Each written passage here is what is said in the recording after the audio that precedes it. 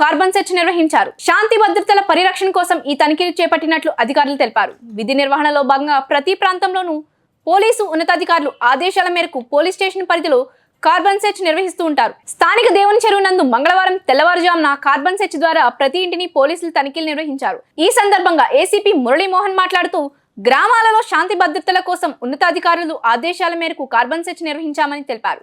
గ్రామంలో ఎవరైనా అనుమానిత వ్యక్తులు కనిపిస్తే ప్రజలు పోలీసులకు సమాచారం ఇవ్వాలని కోరారు. ఒక పావుగంట సేపు మీరు పక్కన ఎక్కడైనా ఉంటే కనుక రోడ్డు మీద లేకుండా ట్రాఫిక్ ఇబ్బంది లేకుండా రోడ్డు పక్కన ఎక్కడైనా ఉంటే కనుక అక్కడికి మా ఎస్ఐ గారు వచ్చి మీ రికార్డులన్నీ చెక్ చేయడం జరుగుతుంది.